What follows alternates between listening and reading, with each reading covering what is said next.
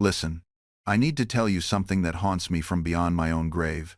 I died on April 17th, 1790, and I thought I had seen everything humanity could become.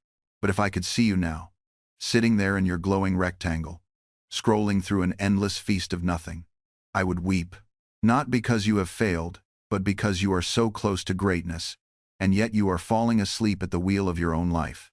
I spent 84 years on this earth, learning one terrible truth that nobody wants to hear. You are not trapped by your circumstances.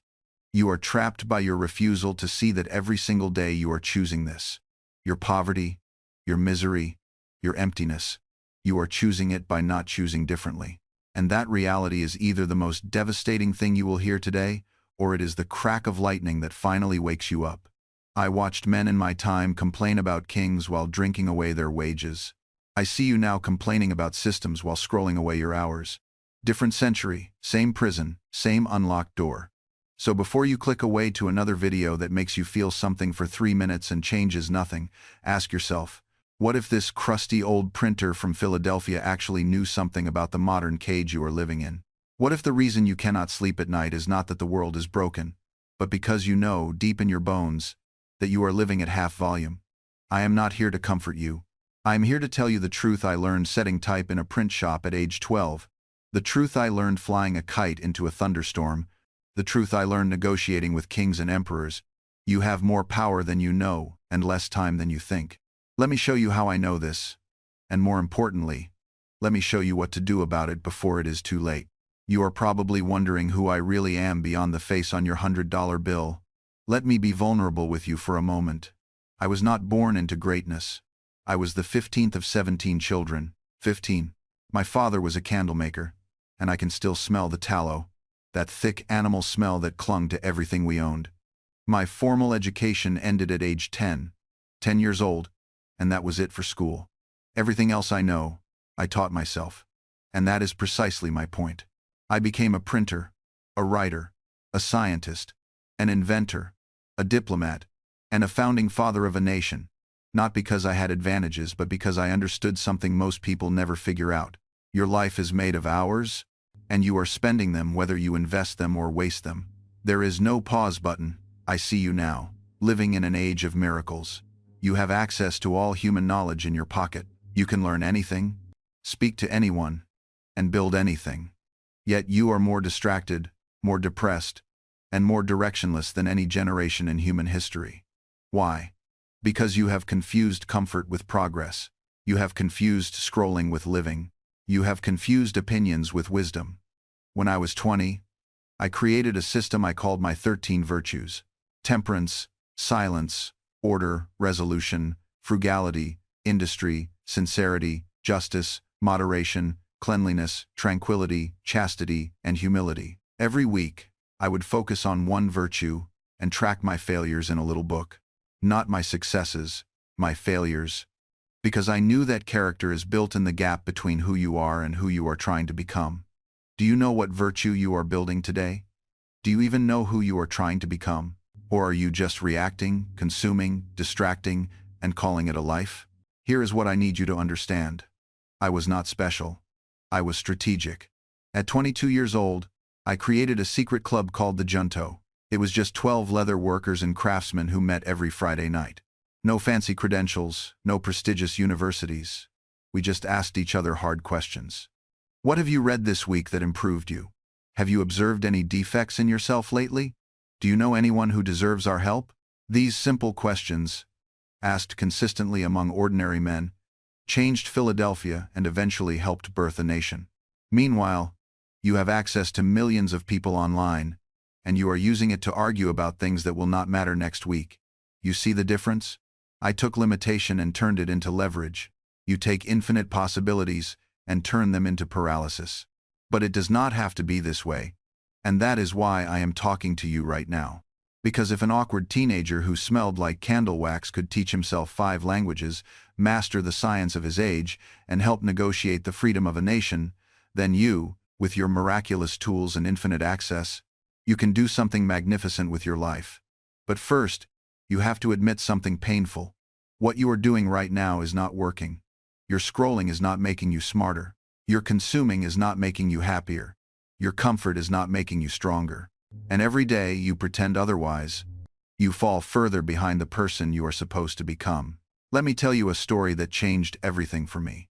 It was 1723, and I was 17 years old. I had just run away from my apprenticeship in Boston because my brother, who was supposed to teach me the printing trade, treated me like property.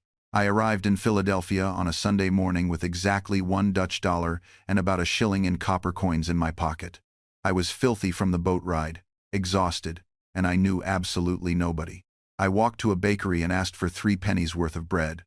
The baker gave me 3 enormous puffy rolls because he did not know Boston prices. I looked ridiculous. I walked down Market Street with a roll under each arm and eating the third one, and a young woman named Deborah Red saw me from her doorway and laughed at the absurd picture I made. That woman would later become my wife, but in that moment, I was just a broke, dirty, lost kid in a new city. Now here is the point. I could have been humiliated. I could have felt sorry for myself. I could have blamed my brother, my circumstances, my lack of connections. Instead, I made a decision. I decided that within 5 years, I would own the best print shop in Philadelphia. People thought I was insane. I was a teenage runaway with no money and no connections. But I understood something crucial. Decision comes before circumstance, not the other way around. I decided who I would become, and then I let that decision pull me forward through every obstacle. I worked while others slept. I learned while others drank. I saved while others spent. I built relationships, while others built resentments.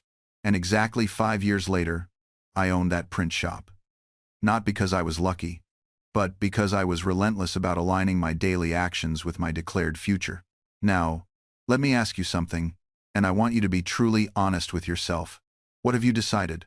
Not what do you want, not what do you wish for, not what you hope might happen if things go well. What have you actually decided about who you will become? Because here is the uncomfortable truth. Most of you have not decided anything. You are just waiting, waiting to feel ready, waiting for permission, waiting for perfect circumstances, waiting for motivation. And while you wait, life is happening, time is passing, and your potential is quietly dying inside you. I can hear some of you thinking, but Benjamin, you do not understand how hard my life is. You do not understand my anxiety, my depression, my trauma, my circumstances. And you are right. I do not understand your specific struggles, but I do understand something more fundamental. I understand that, throughout all of human history, every single person who ever did anything meaningful did it while carrying burdens you cannot see. They did it while afraid. They did it while uncertain. They did it while others doubted them. The only difference between them and everyone else was that they decided their burden would have meaning, and then they moved forward anyway. You think I was not terrified flying that kite in a thunderstorm? I literally could have died, and I almost did. You think I was not anxious negotiating with the French court when the entire American Revolution depended on getting their support? You think I did not have moments of crushing self-doubt? Of course I did. But I learned something crucial. Courage is not the absence of fear. It is the decision that something else matters more than your fear. Let me go deeper into something that most people get completely wrong. You have been taught that success is about big, dramatic moments. The breakthrough, the viral moment, the lucky break, the one decision that changes everything. That is a lie. That is a dangerous lie that keeps you waiting for magic instead of doing mathematics. Success is about compound interest, and I am not just talking about money. I published Poor Richard's Almanac every year for 25 years. 25 years of showing up, writing, publishing, and distributing. Every single year. Not when I felt inspired. Not when circumstances were perfect. Every year. Each issue built on the last. Each bit of wisdom is accumulated in the public consciousness. Those small, consistent actions, repeated over decades, made me one of the most recognized writers in the colonies. That same principle applies to everything. Your body is compound interest. Every workout or every skipped workout compounds. Your mind is compound interest. Every book or every scroll session compounds. Your relationships are compound interest. Every meaningful conversation or every avoided conflict compounds. Your reputation is compound interest. Every kept promise or every broken commitment compounds. Right now, today, this very hour, you are compounding in some direction. The question is not whether you are compounding. You are. The question is, what are you compounding toward? I see your world now, and I understand why you are struggling. You live in an economy of distraction where trillion-dollar companies employ thousands of the smartest engineers on Earth with one mission: to capture and sell your attention. Every app, every notification, every autoplay, every infinite scroll is designed to hijack the operating system of your brain, and it is working. The average person now checks their phone over 150 times per day. You are interrupted every few minutes. You cannot sit alone with your thoughts for even 10 minutes without reaching for a digital pacifier. This is not an accident. This is not a personal failing. This is warfare against your consciousness, and you are losing because you do not even realize you are in a battle. When I wanted to improve myself, I had to seek out information. I had to walk to libraries, order books from Europe, write letters to other thinkers, and wait months for responses. Information was scarce, so attention was natural. You have the opposite problem. Information is infinite and free, but your attention is under constant siege. So the most valuable skill you can develop in the modern world is not intelligence, not even creativity. It is the ability to direct your attention deliberately and protect it fiercely. Until you learn this, you will always be at the mercy of whoever designs the most addictive distraction. You will mistake busyness for productivity, stimulation for satisfaction, and the appearance of learning for actual wisdom. Let me tell you about the concept I discovered that I called the virtue of order. I used to waste so much time. I would start my day without a plan and get pulled in every direction. I never had enough time for what truly mattered. So I created a system. I divided my day into blocks and assigned each block a purpose. From 5 to 7 in the morning, I would rise, wash, address, powerful goodness with prayer, plan my day, and study. From 8 to 11, I worked in my print shop. From 12 to 1, I read and ate.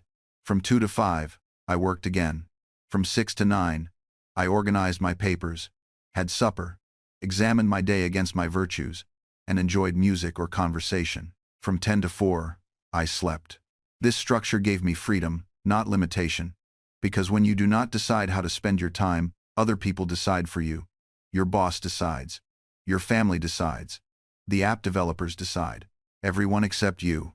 Now, I am not saying you need to follow my exact schedule. Your life is different. But I am saying that if you do not design your day deliberately, your day will be designed by default, and the default setting in your world is distraction, consumption, and reaction. You will scroll, you will snack, you will watch, you will sleep, and one day you will wake up 20 years old, wondering what happened to all that potential you used to have. Here is what most people do not realize about me. I retired from business at age 42. 42 years, LD, and I stepped away from my printing business to devote myself entirely to science, invention, and public service. How did I do that? Not because I was rich to begin with, but because I understood leverage and I built systems. While other printers competed on price and worked themselves to death, I competed on quality and built partnerships. I trained other printers and set them up in other cities, and they paid me a percentage of their profits. I created what you would now call passive income streams decades before that phrase existed. The money I made while I slept funded the life I wanted while I was awake. But here is the crucial part. I was not motivated by money itself. I was motivated by freedom. Freedom to experiment. Freedom to think. Freedom to contribute. Money was just the tool that bought my time back. Most of you are doing the opposite. You are selling your time for money, and then spending that money on things that keep you trapped in the cycle. The fancy car with the payment that chains you to your desk for the next 5 years. The house that's too big, with rooms you don't use, and a mortgage that owns you. The lifestyle that looks successful on the outside but feels like a prison on the inside. I see it everywhere. People bragging about their overtime hours like it's a badge of honor. Celebrating promotions that come with more responsibility but barely more pay. Trading their weekends, their evenings, their children's childhoods. All for what? A slightly bigger number in a bank account they never have time to enjoy? Let me tell you what I learned watching wealth being built and destroyed over decades. There's a fundamental difference between being rich and being wealthy. Rich has money. The wealthy have time. Rich is the doctor working 70 hours a week, making $500,000 a year but never seeing his family. Wealthy is the person who built systems that generate income, whether they show up or not. You want to know the real secret? Stop thinking like an employee. Employees trade time for money, and there's a ceiling on that because you only have 24 hours in a day. Even if you become the highest paid employee in the world, you're still trapped in the equation of your time equals your income. The wealthy think differently. They ask, how can I create value once and get paid multiple times? They ask, how can I build something that works without me? They understand leverage. Not just financial leverage, though that's part of it. They understand the leverage of other people's time, other people's money, and other people's expertise. When I invested in that print shop, I wasn't planning to stand there operating the press 16 hours a day. I was buying a system, a business that could run and generate profit whether I was physically present or not. That's the mental shift most people never make. They're so busy being the engine that they never step back and build the machine. And here's what nobody tells you about this path. It's uncomfortable at first. It requires you to say no to immediate gratification. It means driving the older car while your coworkers lease new ones. It means living below your means when society screams at you to display your success through consumption. It means investing your money instead of spending it, even when that investment might take years to pay off. It means choosing financial independence over social approval. And let me tell you that choice will be tested every single day. I watched this play out constantly in Philadelphia. There was a merchant I knew who earned twice what I did in those early years. His shop was larger, his clientele wealthier, his income streams more abundant. By every conventional measure, he was more successful than I was. Yet 20 years later, I had built something that would outlast me, while he had nothing but memories of fine dinners and expensive clothes that had long since worn out. The difference wasn't intelligence, it wasn't an opportunity, it was simply that he consumed his prosperity while I compounded mine. Every dollar you spend is a soldier you're sending home from the battle for your financial freedom. Every dollar you invest is a soldier who will fight for you, who will recruit other soldiers, who will build an army that eventually fights on your behalf while you sleep. This is what wealthy people understand that struggling people don't. Money is either working for you or against you. There is no neutral ground. When it sits idle, inflation erodes it. When you spend it on depreciating assets, cars, clothes, gadgets, it's working against you. But when you invest it wisely, it multiplies, it recruits, it builds. The path to wealth isn't mysterious. It isn't hidden. It isn't reserved for those with special connections or insider knowledge. It's simply this: earn more than you spend, and invest the difference consistently over time. That's it. That's the entire formula. But simple doesn't mean easy, because this strategy requires you to reject nearly everything modern society tells you about success. It requires you to ignore the advertisements, the influencers, the neighbors, and the family members who judge your older car and smaller house. It requires you to plant trees whose shade you may not enjoy for years, perhaps decades. It requires you to be patient. And patience, my friend, might be the scarcest resource in the modern world.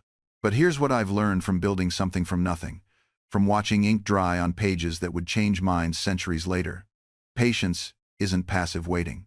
It's not sitting idly by while time passes. No, patience is active. It's the discipline to do today's work knowing full well you won't see results until tomorrow or next year. When I worked on my experiments with electricity, I didn't wake up one morning, fly a kite in a storm, and declare, Eureka. That's the myth. The reality? Years of observation, hundreds of small experiments, failures that taught me more than successes ever could. I studied how lightning struck trees, how sparks behaved, and how charges accumulated. I corresponded with scientists across the Atlantic, sharing theories, debating principles. The kite experiment, the one everyone remembers, was simply the culmination of patient, methodical work. And even after proving lightning was electrical, the real work began, convincing people to install lightning rods, persuading them that this newfangled invention wasn't sacrilege but salvation. That took years more. You want to build wealth?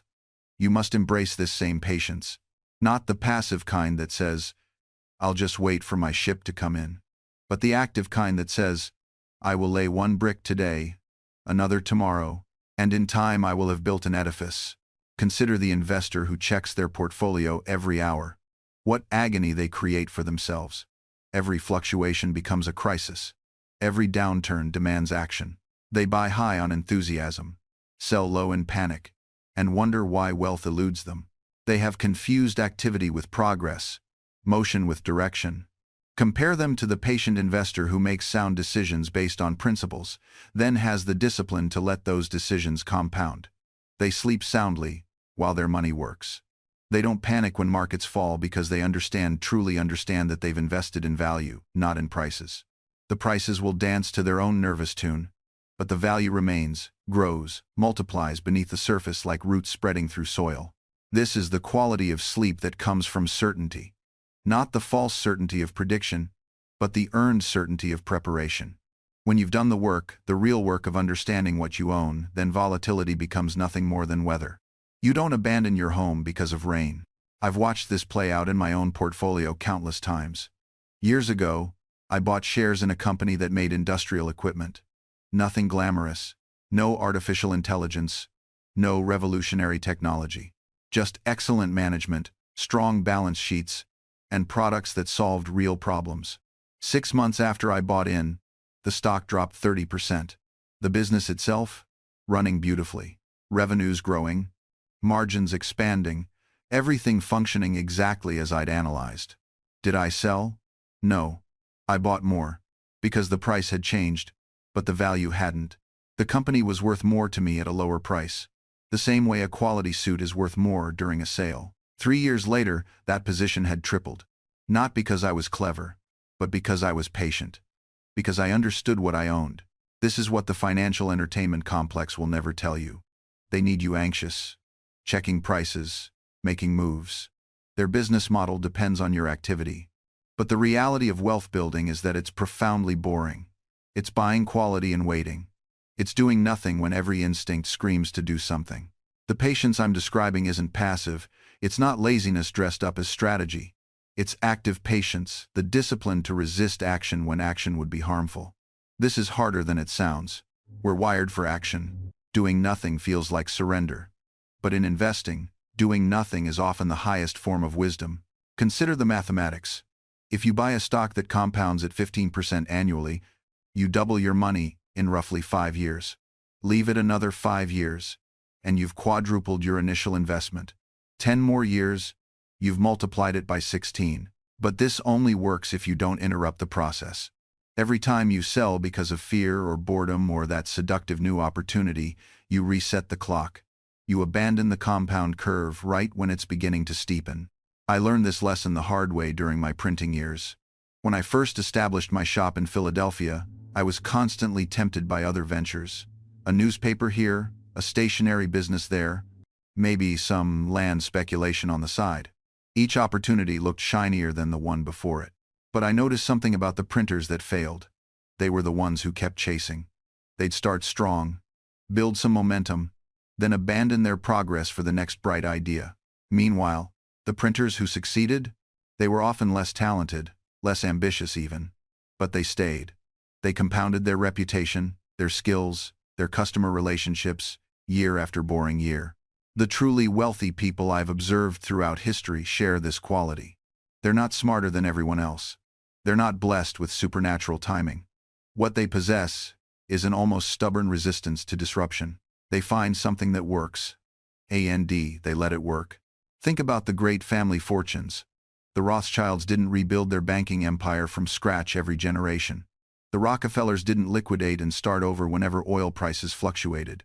They weathered storms that would have terrified lesser investors. They understood that real wealth isn't built through action. It's built through patient inaction. This is perhaps the most counterintuitive truth about money. The less you do, the more you make. Every trade, every switch, every brilliant tactical move comes with costs you can't see. Transaction fees, taxes, timing mistakes, and emotional exhaustion. The market rewards the patient and punishes the active. I once calculated that if an investor had simply bought and held the average stock for 30 years, they would outperform 90% of active traders. 90%. Not because they were smarter or worked harder, but because they didn't interfere with the natural growth curve. Your greatest enemy in building wealth isn't the market. It isn't the economy. It isn't even bad luck. Your greatest enemy is your own impulse to do something. to optimize, to improve, to improve, to improve, to react. The discipline required isn't action, it's restraint. I watch people pride themselves on their quick wit, their rapid comebacks, and their ability to fire off a response within seconds. They think this is intelligence. It's not. It's nervousness dressed up as competence. Real intelligence is knowing when to let silence do the heavy lifting. I learned this while watching the most effective negotiators in Paris. When an opponent would make an outrageous demand, the amateurs would immediately argue.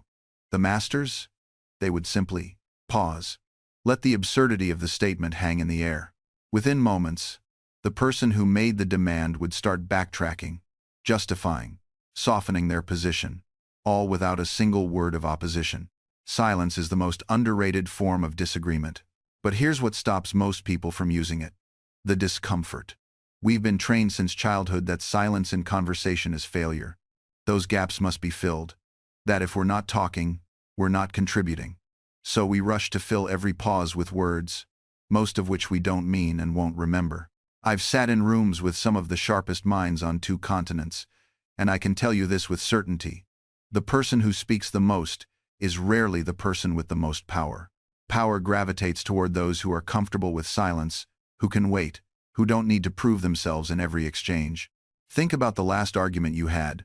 How much of what you said in the heat of the moment actually moved the conversation forward? How much was just noise, defensive noise, ego-protecting noise, fear-based noise?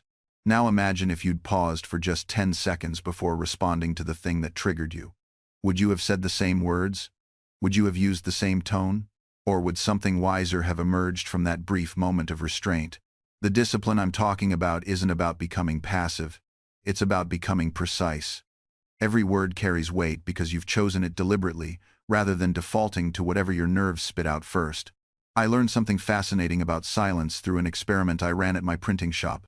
I started tracking conversations where I remained quiet for just 3 seconds longer than felt comfortable before responding. Those 3 seconds, barely enough time to draw a full breath, changed everything. In that pocket of silence, something remarkable happened. The other person would often continue talking, and what came out in that second wave was almost always more truthful than their first offering. It's like they needed to fill the void I'd created, and in rushing to fill it, they dropped their guard. They'd reveal their actual concerns, their real objections, their genuine interests. But here's what surprised me more. Those 3 seconds changed me too. In that brief pause, my mind would do this automatic recalibration. Whatever I'd been about to say, usually something defensive or unnecessarily complex, would suddenly seem less urgent. A simpler, more direct response would emerge instead. Try it today. In your next conversation, when you feel that urge to jump in immediately, bite your tongue. Count to 3. Watch what happens in that space. Most people can't tolerate silence in conversation. They'll rush to fill it, and in doing so, they'll often tell you exactly what you need to know. The power here isn't manipulation, it's observation.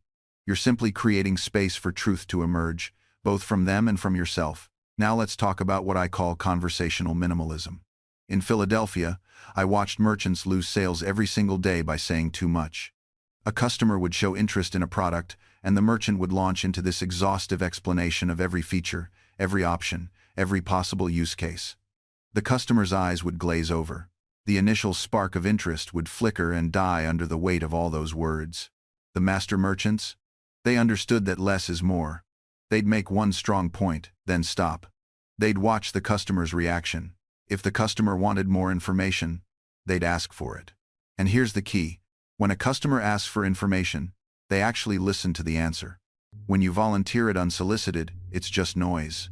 The most effective salesmen I observed, and I spent considerable time observing them in the marketplace, operated on what I called the invitation principle. They never forced information, they created curiosity, then waited for the invitation. I watched a bookseller once who mastered this art. A customer picked up a volume of poetry. The bookseller said nothing. The customer flipped through pages. Still nothing. Finally, the customer asked, "Is this the complete collection?" Only then did the bookseller speak.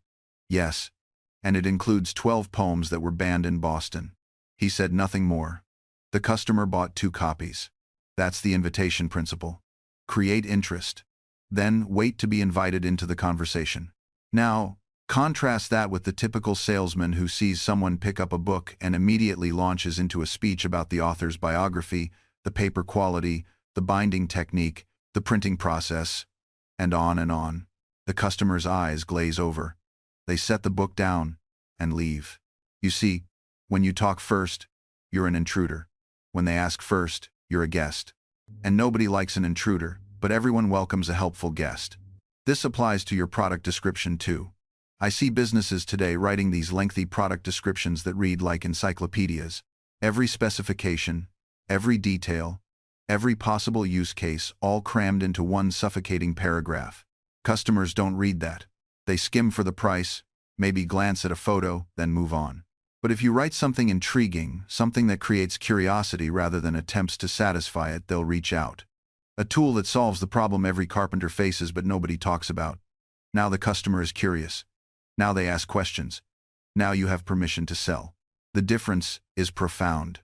In one scenario, you're pushing information at someone who didn't ask for it. In the other, you're responding to genuine interest. Which conversation do you think closes more sales? I learned this lesson the hard way with my newspaper. In the early days, I would corner potential advertisers and tell them everything about circulation numbers, reader demographics, printing quality, and distribution methods. I was thorough. I was detailed. I was also ineffective. Then I changed my approach. I'd simply say, I have a way to put your message in front of 3,000 Philadelphia households this week. Then I'd stop talking. Inevitably, they'd ask, how? And then only then would I explain the newspaper. My success rate tripled.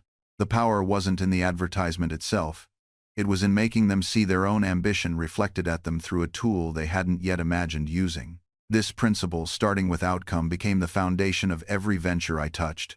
When I proposed the library company, I didn't begin with "let's pool our books."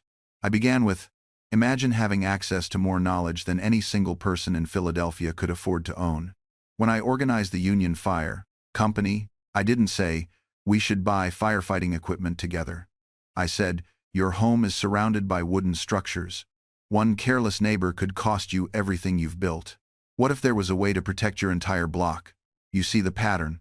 Desire first. Mechanism second. Most people do this backwards because they're excited about their solution. They've spent months developing it, refining it, believing in it. So, naturally, they want to talk about it immediately. But your audience doesn't share your journey. They don't have your context.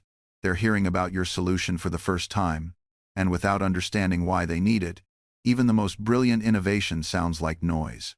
I learned this while watching the almanac business. There were dozens of almanacs in the colonies. Franklin wasn't my only competition. Most were technically competent. They provided accurate astronomical calculations, weather predictions, and tide tables. But they sold modestly because they led with these features.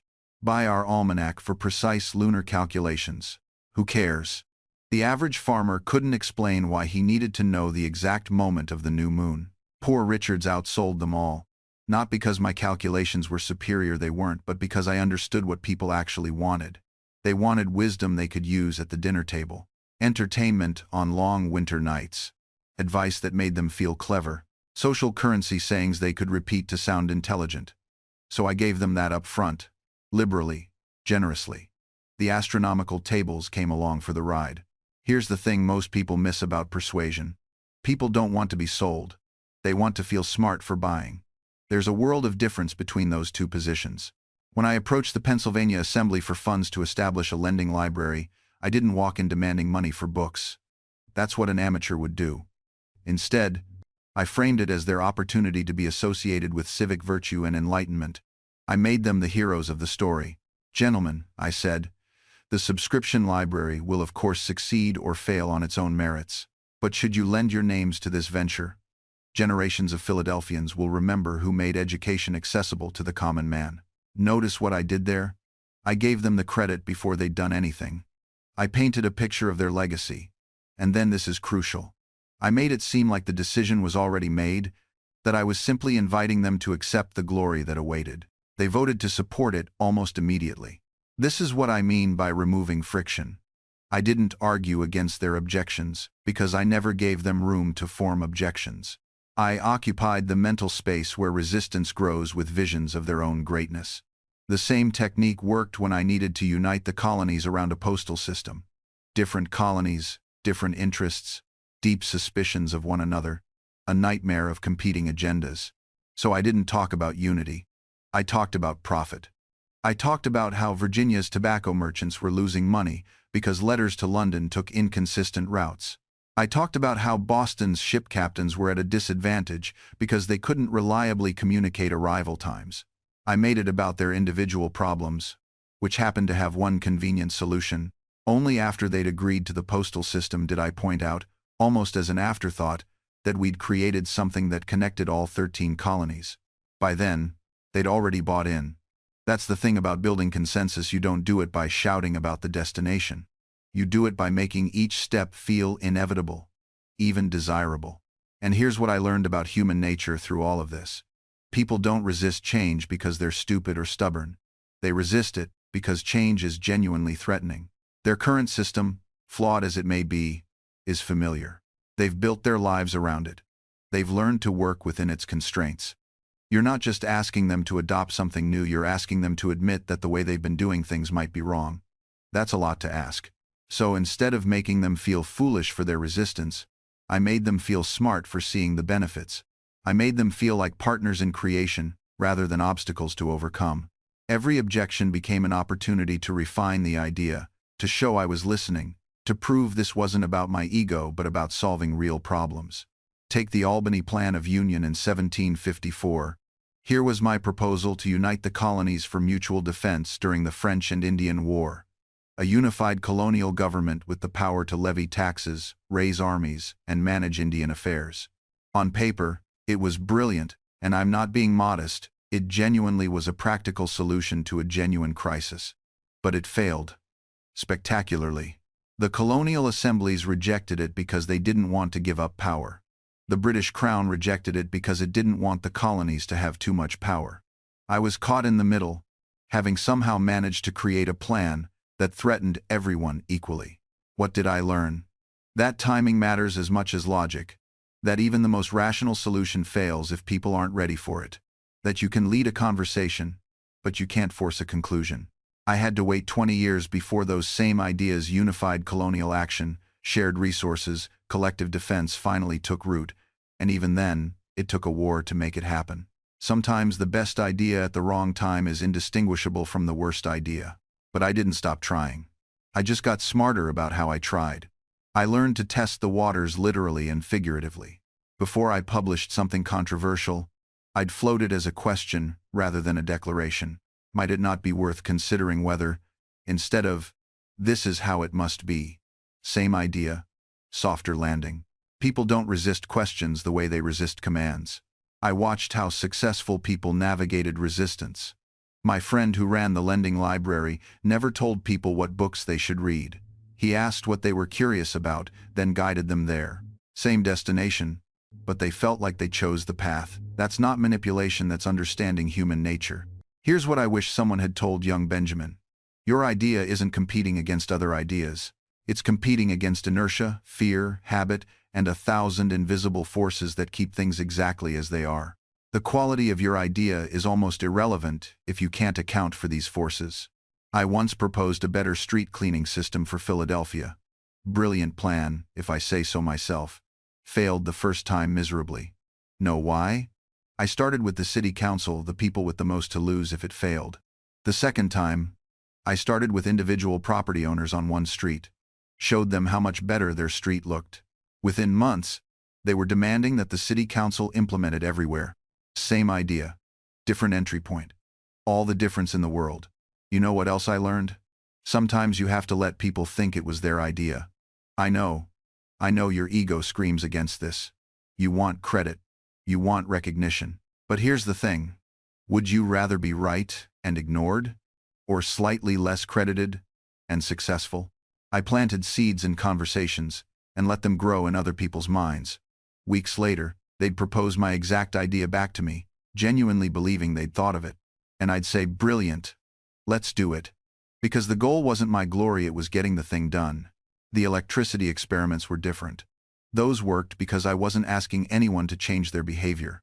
I was showing them something they'd never seen before. Wonder bypasses resistance. When you make lightning dance at your fingertips, people lean in rather than pull back. But most of our ideas aren't like that. Most require people to do something different, think something new, and abandon something comfortable. That's why persuasion always began for me with a simple question. What would make this easy for them to say yes to? Not manipulation, not trickery, but genuine consideration of the person standing before me. I studied their habits, their fears, the small rituals that gave their days structure. Because if you want someone to change, you must first understand what staying the same gives them. The junto worked because I never asked members to sacrifice their identities. Merchants remained merchants. Printers stayed printers. I simply showed them how collaboration amplified rather than diluted who they were. The library didn't threaten anyone's book collection, it enhanced everyone's access. The fire company didn't demand trust in strangers, it formalized the neighbor, helping neighbor instinct already present. I made a change to feel like continuity. There's tremendous power in that approach. When you present something new as an extension of something old, resistance softens. The key is finding the thread that connects them. Every person has values they hold dear, stories they tell themselves about who they are.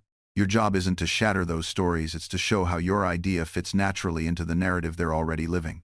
I learned this lesson painfully with my brother James. When I worked in his print shop, I had ideas bursting from every pore. Better ways to set type, organize the workspace, and attract subscribers. But I presented them as corrections rather than contributions. Each suggestion implicitly criticized his methods. His identity as the master was built on knowing more than his apprentice. By positioning myself as superior, I guaranteed he would resist even my best ideas. It wasn't until decades later that I understood. I could have had every innovation implemented if I'd simply asked questions instead of providing answers. Brother, I noticed something curious yesterday. Do you think subscribers might respond differently if we tried? Suddenly, the idea becomes his discovery, not my correction.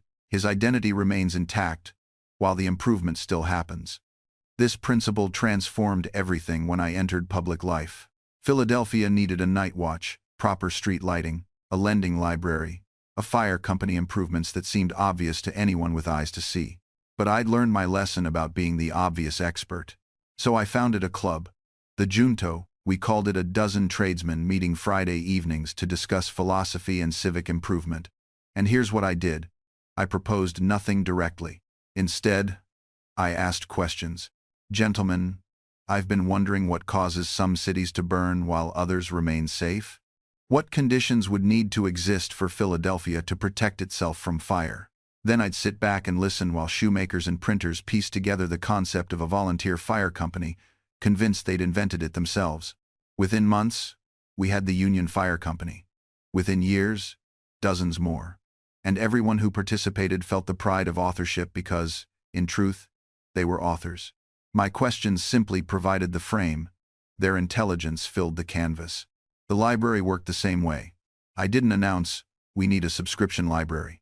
I asked, "How might a poor tradesman access the same books that make wealthy men learned?" The subscribers who funded it felt they were solving a puzzle, not following my directive. This is what I mean about pride's territory. You can march into someone's land with flags and trumpets, claiming you'll improve their property. They'll resist you with everything they have, even if you're offering genuine value.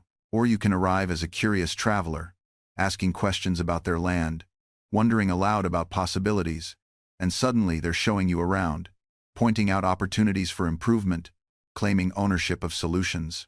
The irony? The second approach accomplishes more while claiming less.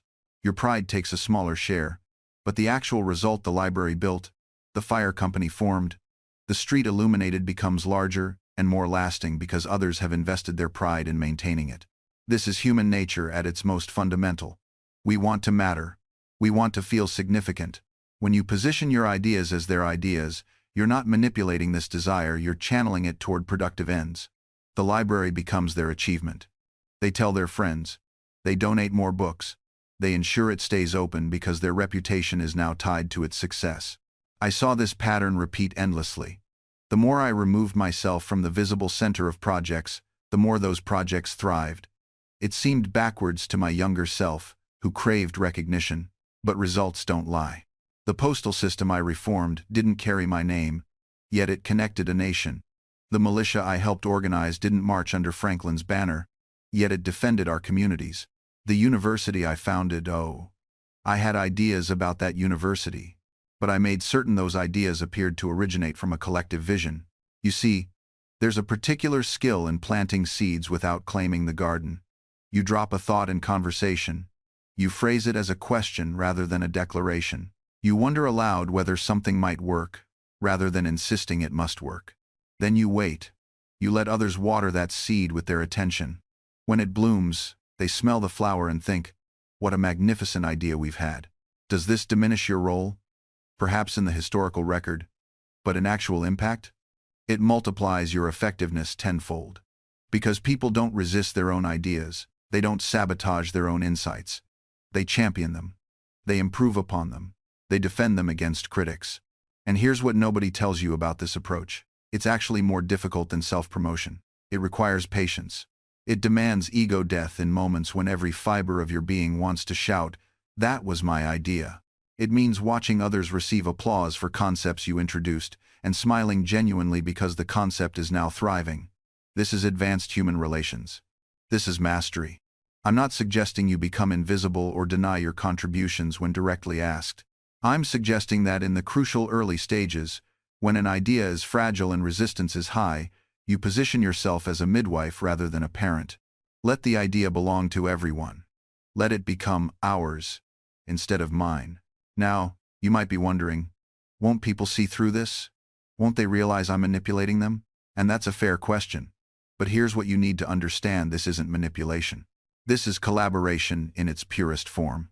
When I helped guide the Pennsylvania Hospital into existence, I genuinely believed that the best ideas emerged from collective wisdom. Yes, I had a vision. Yes, I knew what needed to happen. But I also knew that my neighbors, my fellow citizens, had insights I lacked. They understood things about our community that I couldn't see from my perspective alone.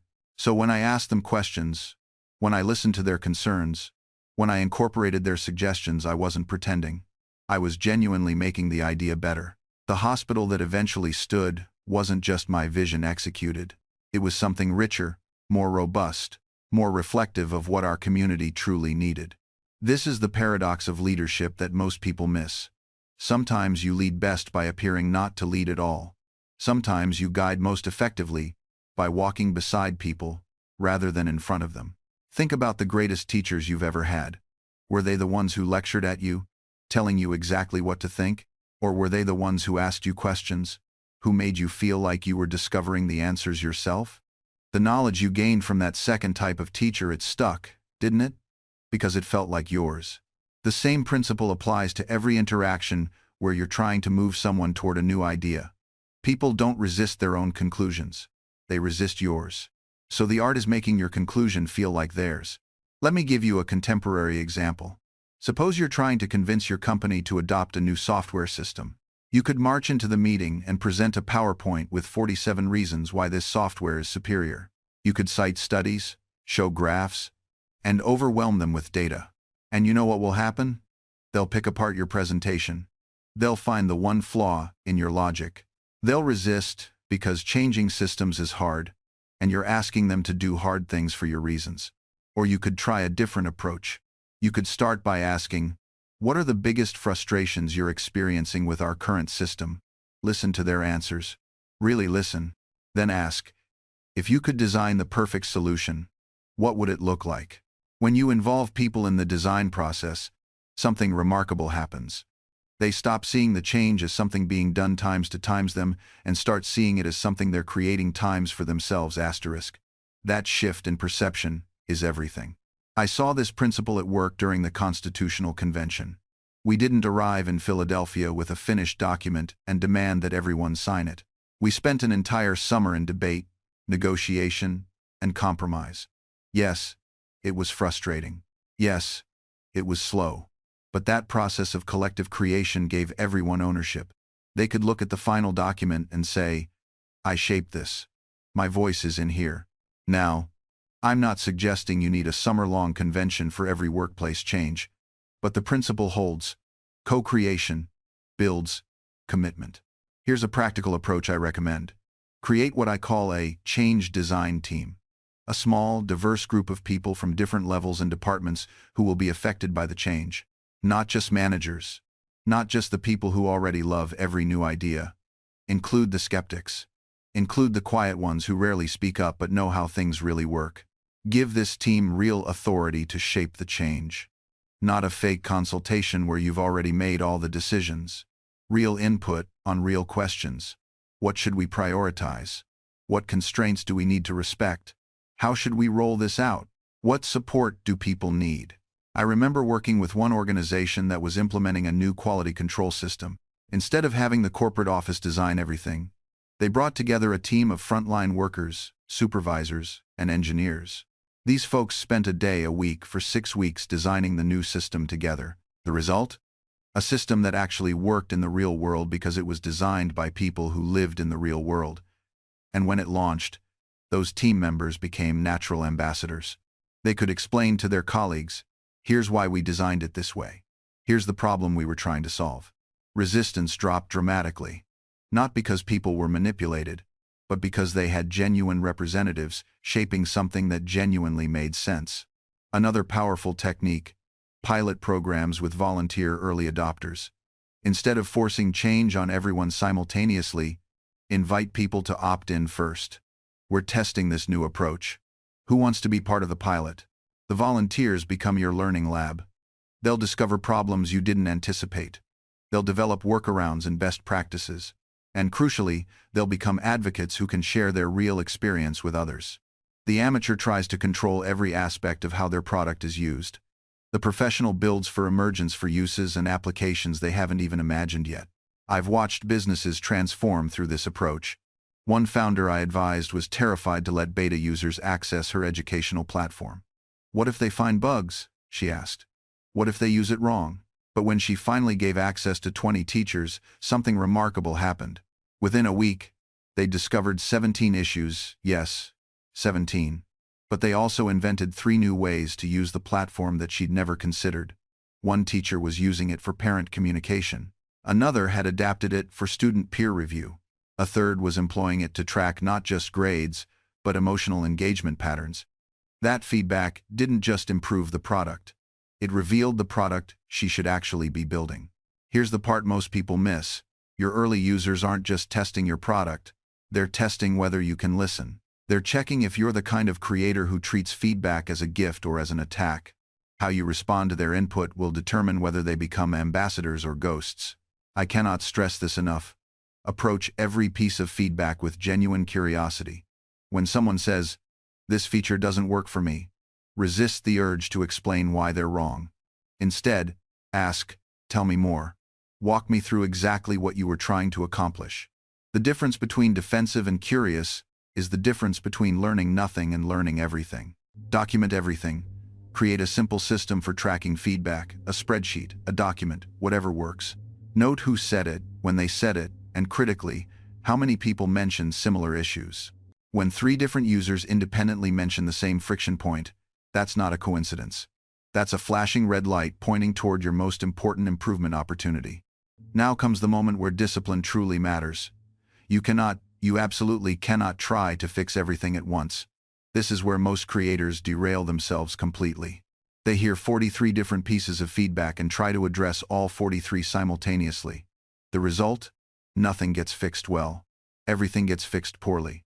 Because when we lose the patience for depth, we accept the illusion of progress instead of the reality of improvement. I watched a young carpenter recently. He was building a bookshelf. Good wood, decent design. But he was rushing. Didn't let the glue set properly before moving to the next joint. Didn't square his cuts with precision, just hurrying. When I asked why, he said he had 3 more projects waiting, 3 more clients, 3 more deadlines. The bookshelf looked fine, from a distance. But I knew what he knew, deep in his craftsman's heart. It wouldn't last. In 2 years, maybe 3, the joints would start to separate, the shelves would begin to sag. And he would have moved on to hundreds of other projects, none of them built to outlast him. This is what we've normalized. Work that doesn't endure. effort that doesn't compound, solutions that need to be resolved every few months because we never solved them properly the first time. The economics seem to make sense. Fix 10 things quickly rather than one thing thoroughly. Serve more customers, generate more revenue, keep the pipeline flowing. But here's what the spreadsheet doesn't capture. When you fix something properly, you don't have to fix it again. When you build something to last, it keeps working while you move on to new challenges. When you solve a problem at its root, you don't spend the next decade managing its symptoms. Poor Richard understood this. The bitterness of poor quality remains, long after the sweetness of low price is forgotten. We're drowning in poor quality, drowning in things that almost work, products that need constant updates, services that require endless maintenance, relationships that never quite stabilize because we never invested the time to build a proper foundation, and we wonder why we're exhausted. The exhaustion doesn't come from working hard. It comes from working repeatedly on the same problems because we never worked thoroughly enough to actually solve them. Think about your own life. How many things are you managing right now that wouldn't need managing if you had addressed them properly the first time? That drawer that sticks because you never fixed the runner. That conversation you keep avoiding because you never had it properly. That skill you keep meaning to develop but never dedicate real time to learning. Each one is a small leak, a tiny drain on your attention and energy. Multiply that by everything in your life, and you begin to understand why focus feels impossible. We're not distracted because we lack discipline. We're distracted because we're surrounded by unfinished business, half-solved problems, and shallow solutions that require constant tending. But here's the revelation that changed everything for me. The solution isn't to fight distraction harder. It's to eliminate the conditions that create it in the first place. Think about a garden overrun with weeds. You can spend every day pulling them, exhausting yourself in the process. Or you can address the soil conditions that allow weeds to thrive. Change the pH, improve drainage, and plant ground cover so dense that weeds can't take root. The second approach requires more thought up front, but infinitely less effort over time. Your attention works the same way. Most productivity advice is just weed-pulling endless tips and tricks to resist distraction in the moment. But I discovered something far more powerful: designing your environment so that distraction can't take root at all. This is where most people misunderstand my kite experiment. They think it was about one dramatic moment of discovery. It wasn't. It was about months of preparation, gathering materials, studying weather patterns, waiting for the precise conditions. The actual experiment lasted minutes. The setup took seasons. Excellence always works this way. The performance is brief. The preparation is everything. So I began applying this principle to focus itself. Instead of battling my wandering mind each morning, I redesigned my mornings so that focus became the path of least resistance.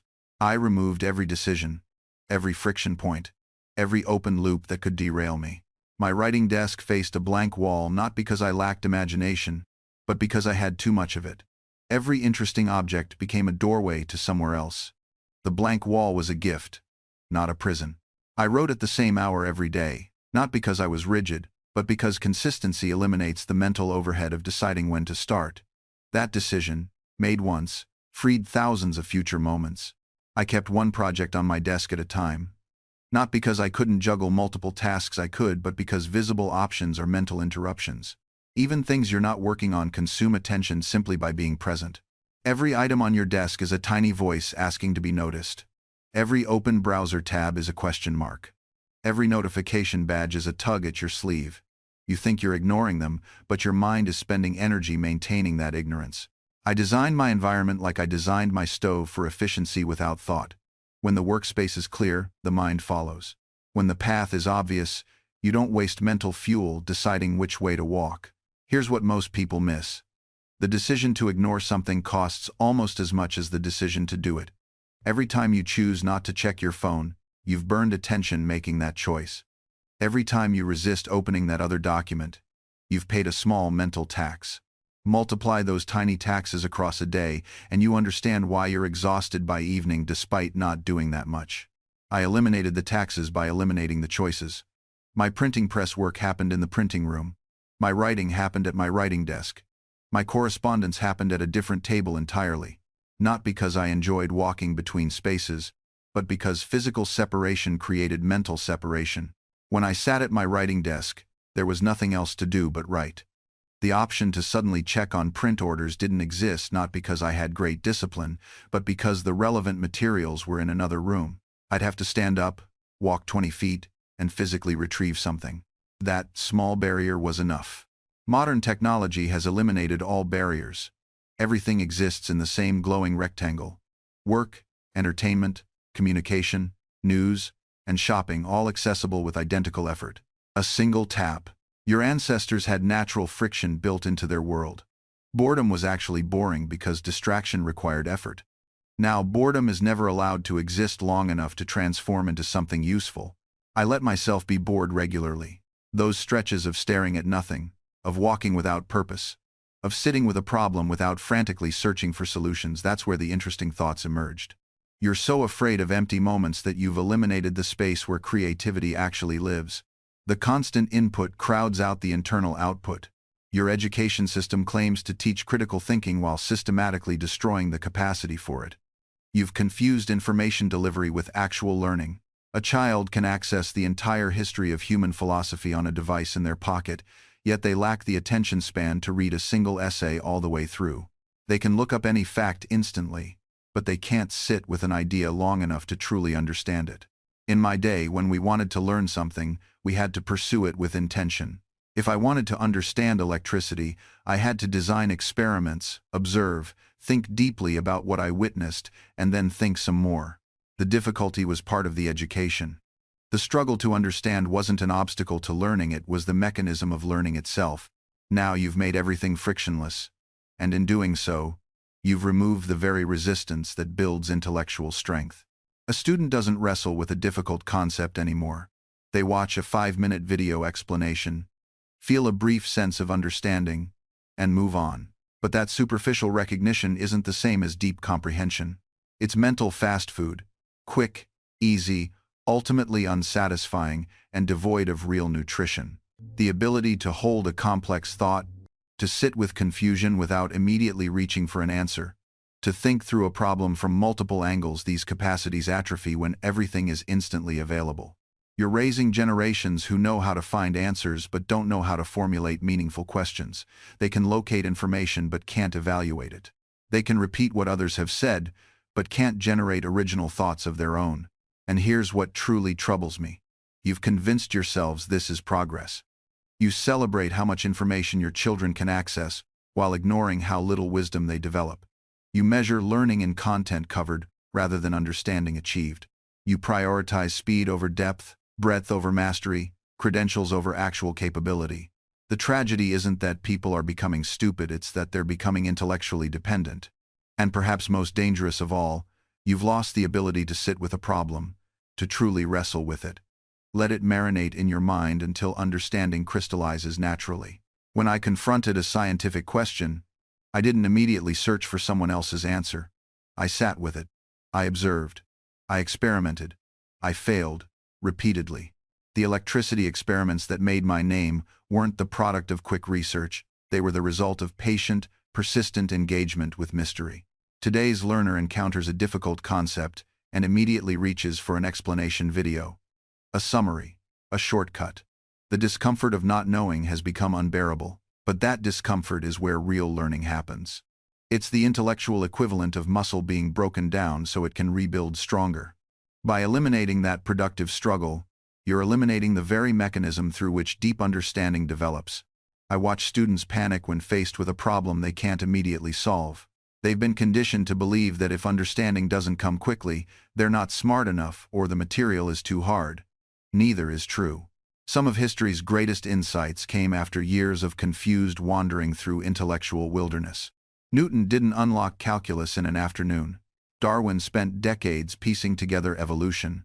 Marie Curie isolated radium after years of painstaking work that would have broken lesser spirits.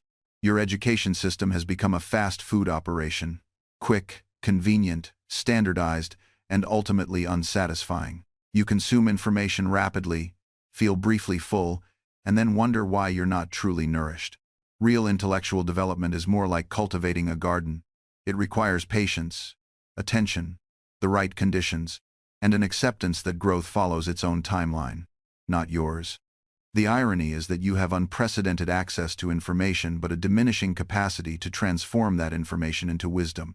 You know more facts than I could have imagined, yet seem less capable of original thought. You can recite what others have discovered, but struggle to discover anything yourself. The tools that were supposed to liberate your intellect have instead become a crutch that weakens the very muscles you need for independent thinking. The third wound cut deepest, a severing of human connection itself. In my time, discourse was conducted face to face, where you could see a man's eyes as he spoke, judge his sincerity by the tenor of his voice, and respond to the subtle cues that make conversation more than mere exchange of information. Even our letters, though delayed by weeks or months, carried the unmistakable imprint of personality, the unique cadence of thought, the careful consideration that comes from knowing your words will outlast the moment of their composition. Now you communicate constantly, yet connect rarely. You've replaced conversation with commentary, dialogue with reaction, and understanding with acknowledgement. I watch you scroll through thousands of opinions without engaging deeply with any, clicking symbols of approval or disapproval as though complex human thoughts could be adequately responded to with a thumbs-up icon. You've reduced the rich symphony of human expression to a series of brief signals, each one demanding less of you than the last. What troubles me most is how this superficial connection masquerades as intimacy. You know what? Hundreds of acquaintances ate for breakfast, but couldn't tell me their deepest fears or most cherished hopes. You've witnessed the highlight reels of their lives while remaining ignorant of their struggles. This isn't fellowship, it's voyeurism dressed in the costume of friendship. The cost reveals itself in your loneliness, a peculiar modern affliction that would have baffled my generation. You're never alone, yet constantly lonely, surrounded by people, yet profoundly isolated, connected to thousands, yet known by few. You've built networks where you should have built relationships, accumulated contacts where you needed companions. The quantity of your connections has increased exponentially, while their quality has diminished to almost nothing. And perhaps most concerning, you've lost the capacity for the kind of sustained, focused attention that genuine human connection requires. Conversation has become a competition with your device for your attention. The irony cuts deep when I observe it closely. You hold in your palm a device capable of connecting you to billions of souls across this vast world, yet you've never felt more disconnected from the person sitting directly across from you. The very tool designed to bridge distances has created chasms in the spaces where closeness once flourished naturally. I watch young parents in the park, their children calling, "Watch me, watch me," while their eyes remain fixed on glowing screens. The child performs their feat, a slide descended, a swing pumped to thrilling heights, and looks back for that essential validation, that mirror of joy in a parent's face. But the parent sees nothing, absorbed in scroll and tap. The child's face falls. A small wound opens. Multiply this moment by thousands across a childhood, and you begin to understand why an entire generation grows up feeling unseen despite being constantly photographed. Your meals together have transformed from communion into what I can only describe as performance. You photograph your food before you taste it, requiring dozens of strangers to validate your choice before you've even lifted fork to mouth. The conversation that once flowed freely between dining companions now competes with constant interruptions, the phantom vibration felt, the glance to check, the, sorry, just 1 second that stretches into minutes. You've learned to eat with one hand because the other must remain perpetually ready to respond, to engage with anyone except those physically present. Even your private moments of intimacy suffer this invasion. I blush to speak of it, but truth demands acknowledgement. You document once sacred experiences shared only between two souls. The camera intrudes into the bedroom, the spontaneous joy calculations about angles and lighting, and what will impress an invisible audience. Nothing remains purely yours anymore. Every experience must be extracted, processed, and served up for consumption by people who care nothing for your genuine happiness. Your relationships begin to stratify into content and non-content categories. There are the photogenic friends who help your engagement rates, and the ones you actually enjoy spending time with. There are the experiences that will play well on camera, and the ones that genuinely nourish your soul. Increasingly, the former takes precedence over the latter, because you have convinced yourself that building your platform is investing in your future, when in reality, you're mortgaging your present for a tomorrow that never quite arrives. I have watched marriages dissolve not through dramatic betrayal but through 1,000 small moments of distraction. One partner speaking, the other scrolling, Important conversations are interrupted by the compulsion to check notifications. Anniversaries are celebrated not for each other but for the curated image presented to followers who don't actually care. The person sitting across from you becomes less real than the stranger who just liked your post. And children, dear God, the children.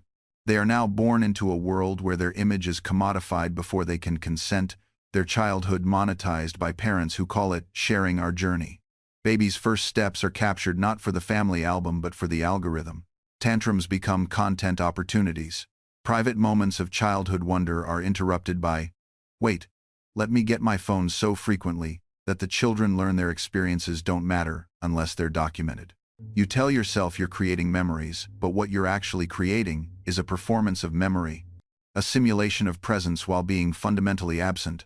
The child learns that love is mediated through screens, that their value is measured in reactions, and that they exist to be content rather than simply to be. The most insidious aspect is how social media corrupts your internal reward system. Genuine accomplishment used to carry its own satisfaction. You mastered a skill, completed a project, helped another person, and the reward was intrinsic. The thing itself was enough. Now, nothing is enough until it's been validated externally. You cannot enjoy your meal until you've photographed it. You cannot appreciate the sunset until you've shared it. You cannot feel proud of your achievement until strangers have affirmed it. Your internal compass has been replaced by an external validation machine that you can never fully satisfy. And here's what makes it truly insidious. You know this is happening. Somewhere deep inside, beneath the performance, beneath the curation, beneath the endless scroll, you can feel the artificiality of it. You can sense that something fundamental has been lost. But the system is so all-encompassing, so deeply woven into the fabric of modern life, that extracting yourself feels impossible. It feels like social suicide. Your friends are there. Your family shares updates there. Your professional network exists there. The events you want to attend are organized there. The communities you care about congregate there. To leave would mean disconnection from all of it. And so you stay, trapped in a cage you can clearly see through but cannot break out of. I often think of the conversations I had in the taverns of Philadelphia. Hours would pass, genuine hours where we would debate ideas, challenge each other's thinking, laugh at our own foolishness, and emerge with our minds expanded and our friendships deepened. There was no performance. No one was recording our words to share with others. No one was calculating whether their contribution would garner approval from an invisible audience. We were simply present with each other. Fully, completely, vulnerably present. When was the last time you experienced that? When was the last conversation you had where your phone remained in your pocket the entire time? Where no one felt compelled to photograph the moment? Where the experience itself was enough, without needing to be broadcast, validated, or preserved digitally? These moments have become rare treasures in your world, and you feel their absence. You feel the hollowness of the alternative, even as you participate in it.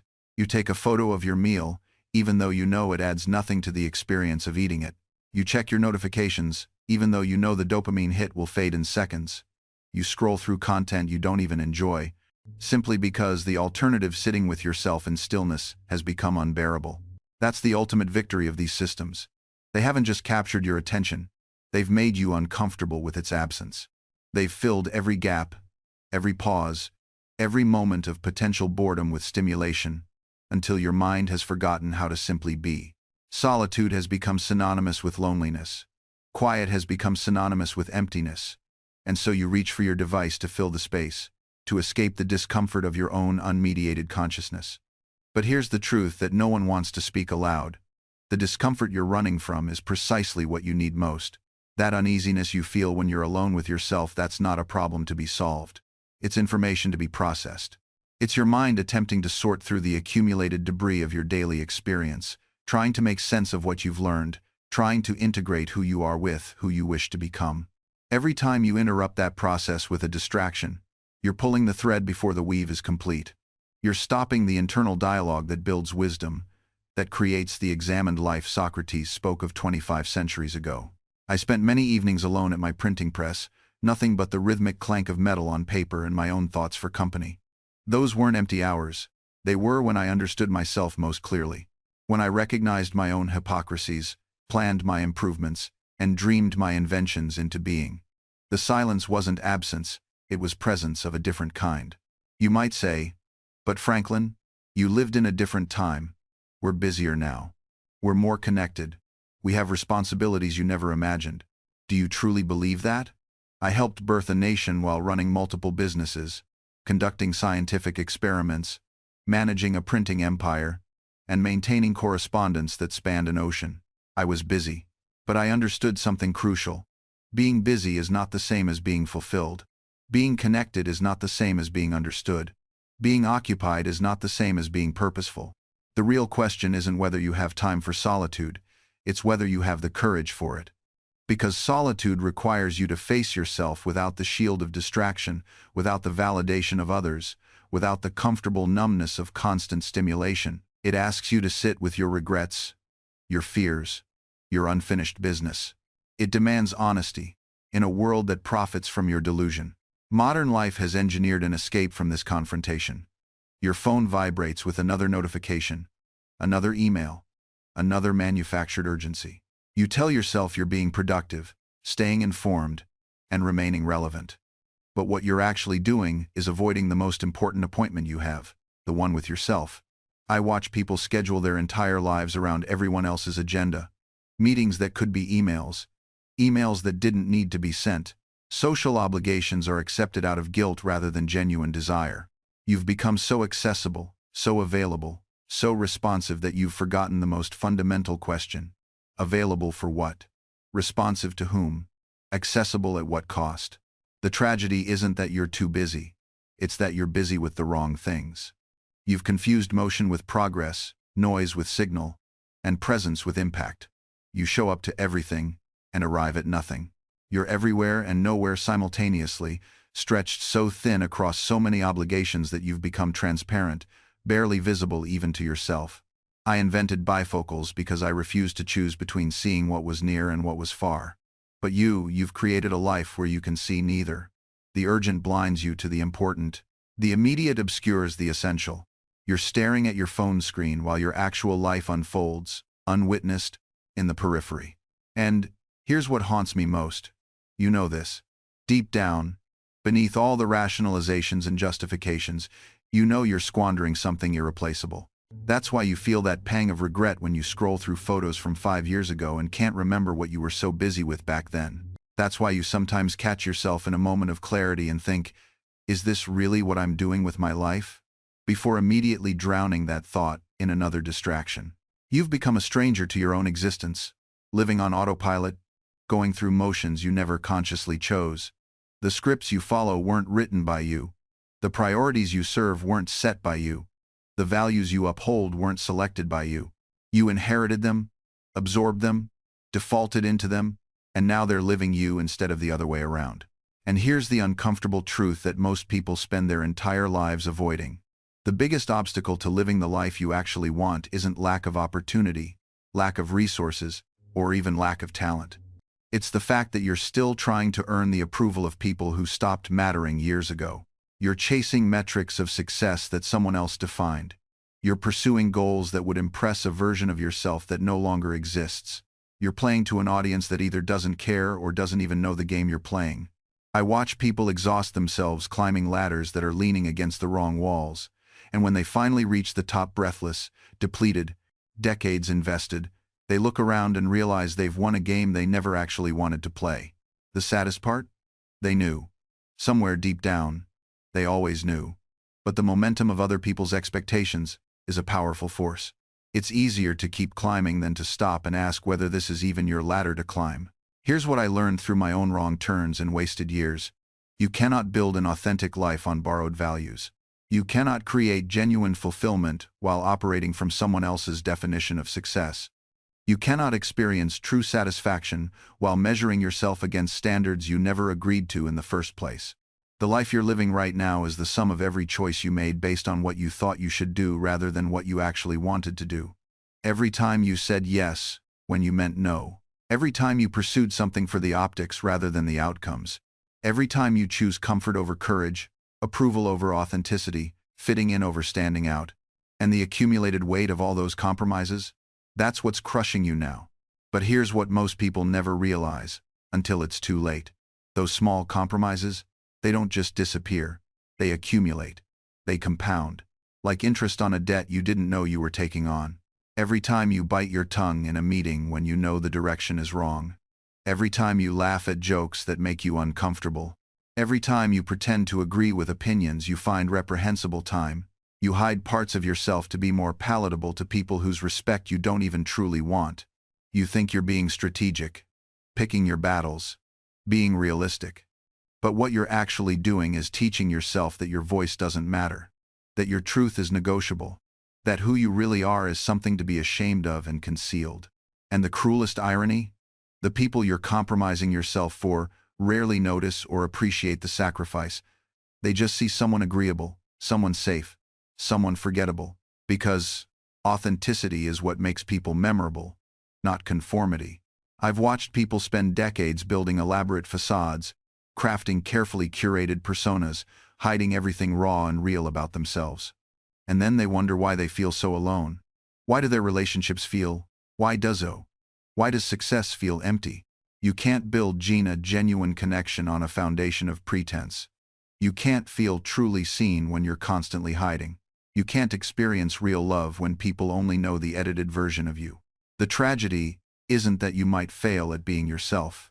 The tragedy is succeeding at being someone else. Winning a game you never wanted to play. Reaching the top of a ladder leaned against the wrong wall. Because here's what nobody tells you. The cost of hiding isn't just that people don't see the real you. It's that eventually, you forget who the real you even is. The mask becomes so familiar, so practiced, that you can't remember what your actual face looks like underneath. You start believing your own performance. The lines between who you are and who you're pretending to be blur until you can't distinguish them anymore. And that's when the real crisis hits. Not the crisis of being rejected for who you are, but the crisis of having no idea who you are at all.